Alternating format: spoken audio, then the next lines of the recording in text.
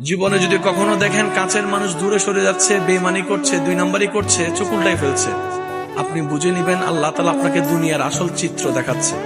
আপনি যেন বুঝতে পারেন আপনার আপন বলতে আল্লাহ ছাড়া, আপনার আপন বলতে আপনার নবী ছাড়া আসলে আর কেউ নাই। অনেক সময় দেখবেন আপনার জীবন চলার পথে অনেক পরিচিত ভালোবাসার প্রিয় মানুষগুলাও কিন্তু একসময় আপনাকে চিনবে না, চোখ উল্টাই ফেলে।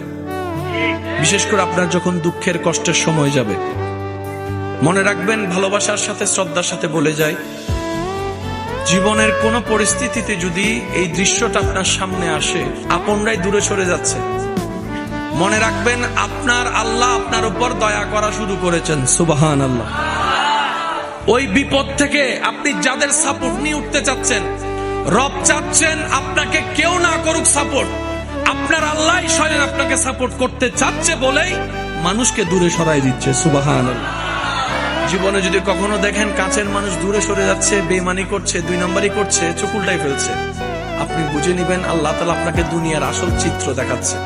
আপনি যেন বুঝতে পারেন আপনার আপন বলতে আল্লাহ ছাড়া, আপনার আপন বলতে আপনার নবী ছাড়া আসলে আর কেউ নাই, আসলে কেউ নাই, আসলে কেউ নাই।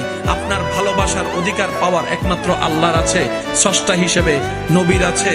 আপনার উম্মত হিসেবে আপনি ভালোবাসবেন আপনার নবীকে, আপনি আল্লাহকে ভালোবাসবেন, আপনার নবীকে ভালোবাসবেন। এই বুঝটা দেওয়ার জন্য আল্লাহ অনেক সময় দুনিয়ার এই বাস্তবতা আমাদের সামনে এনে দেয়। আল্লাহ তাআলা আমাদের সবাইকে বুঝার আমল করার তৌফিক দান করুক। আমিন।